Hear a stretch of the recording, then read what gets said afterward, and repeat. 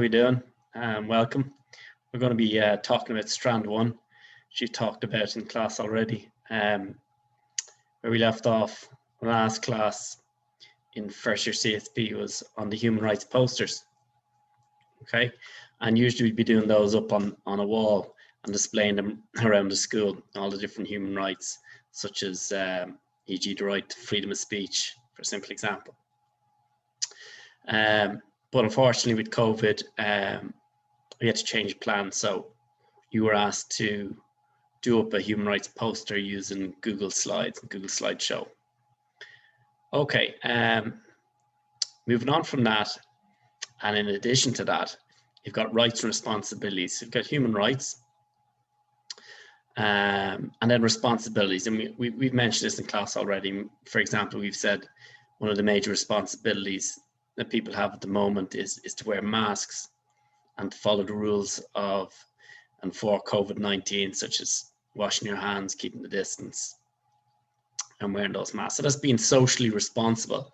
So you're doing that for the good of your family, your school, your community, your country, and the world, because as you can see, it's spreading around the world. Okay, so there's different responsibilities. You might have a responsibility to do housework for your parents, a responsibility to do homework for particular subjects, and so on and so forth. Okay, so responsible citizens then are the type of people who are responsible then. Okay, so we'll just click on from the current slide here. And you see the first slide there, it says rights and responsibilities. So rights and responsibilities go hand in hand. They're two sides of the same coin. Okay, so in other words, they're both as important as each other. And they're similar, in other words. They're not the same, but they're usually put together. When you're talking about rights, you're usually talking about responsibilities in conjunction with that, in other words, with that. Okay, so you have a classroom charter of rights and responsibilities. So you have the right to ask questions, for example. You might have the right to, student voice, which we give you the right to in class. So the right to suggest different things and different ways of doing things. And the teacher has a responsibility to listen. And if he or she thinks it's a good idea and educational, and then a teacher's responsibility to run with that. Okay, so that's two examples. Again, if you've got questions, I recorded this yesterday evening.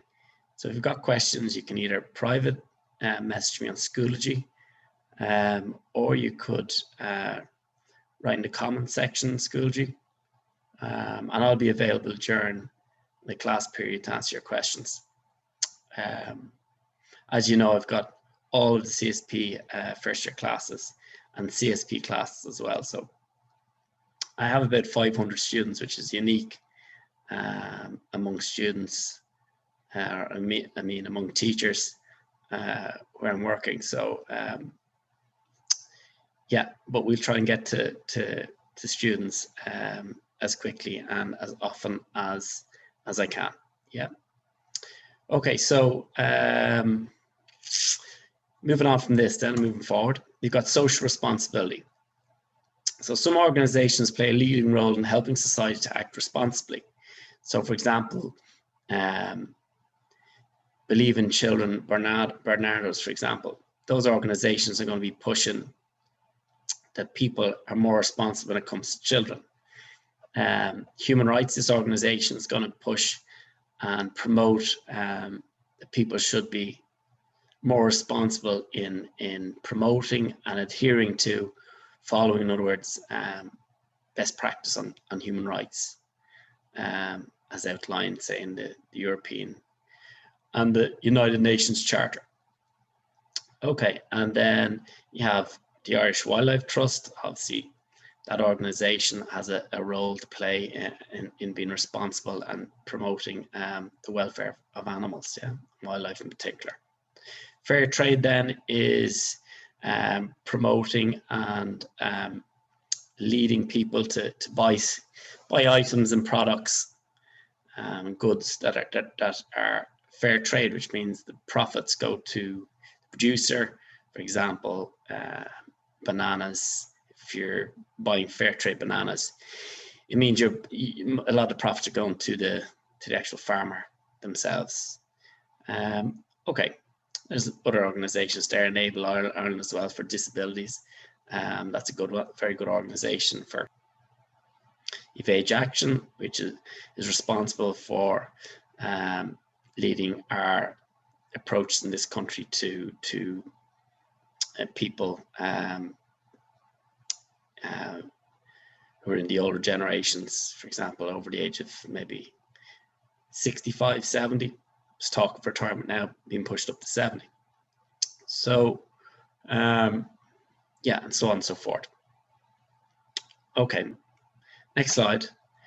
What a responsible citizen does. So check out these placards and see what you think what they mean. So a responsible citizen helps others.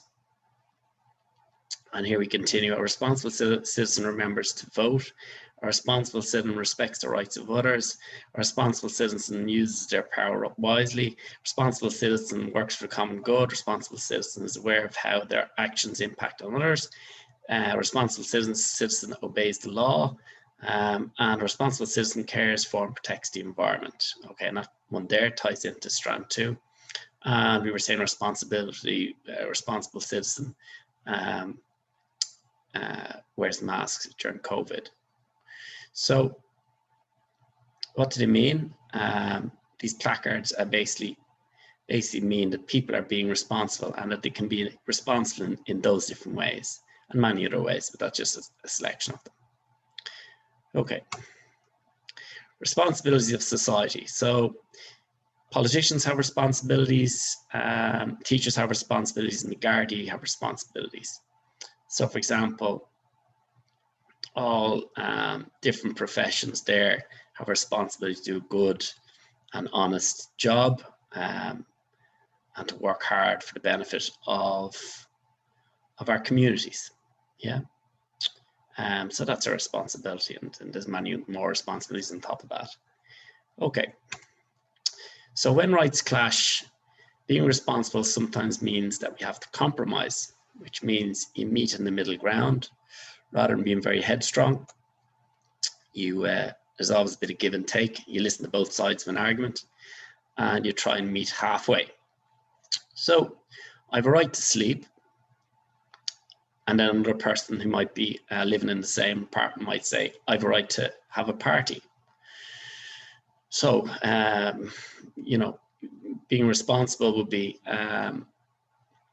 talking among each other and coming to a middle ground whereby, you know, maybe Saturday from such and such time is an appropriate time to have a party, whereas a working night where maybe baby's trying to sleep, etc., isn't appropriate, and it wouldn't be responsible to have a party if other people are trying to sleep and work the next day. Okay, I have a right to make a living from my property, but then the other side of the coin is I have a right to pay a rent I can afford.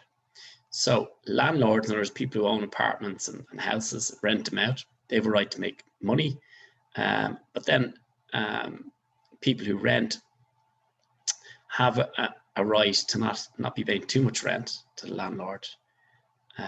Yeah, so again, the compromise is meet in the middle, and for both to agree on a reasonable price, you know, compared to competition in the rental market. Ireland being one of the highest rents in the world in certain parts of Dublin in particular.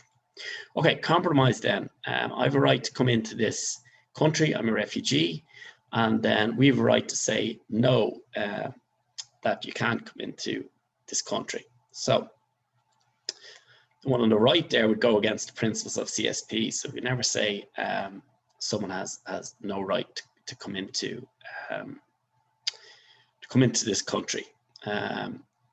We follow the guidelines from the UN and Europe and our own government, and we have a need for people from outside to do jobs that can't be filled in Ireland, and also, given that Irish people have emigrated for centuries because of famine and war.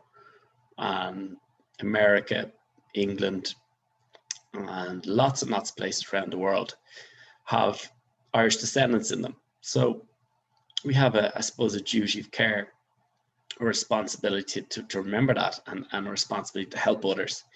And there are currently people fleeing war and famine, etc. Think of Syria, Libya, and Yemen. And these are areas then that need help, yeah, and whereby the Irish government takes in people from those countries. Only a certain amount. Some countries take more than we do. We're fairly strict on how and what way we allow entry into the country. And once that person has legal status, they're called refugees. Before that, people are called asylum seekers when they're seeking asylum away from war and famine, etc. Okay, so moving on. Young people like you taking responsibility. Okay, so being a responsible citizen is about now and about the future. So we could do an action project on this idea. Concept means idea. I agree. I have lots of ideas. Okay, taking responsibility seriously. So doing projects, doing homework, taking school seriously is a responsibility for young people and students. And then young citizens celebrating Europe Day. So that's students from not our school, but a particular school in Ireland, because you can see the Irish flag there and two European flags left and right. And they're celebrating Europe Day. So that's being responsible and being aware that we're in the European Union and that we have a European Day, okay, to celebrate the fact that we're part of the EU. Okay, so that's the first slideshow I wanted to do, and that's on responsibilities. I'll end here, and what I'll do is I'll move on to human dignity, which is also part of the same strand. And remember, strand 1 is a big umbrella with many different topics under it. We'll be focusing on human rights, responsibility, and human dignity in particular. And we'll be doing more when we're back in normal class as well. Okay, thanks for your attention. See you in a minute.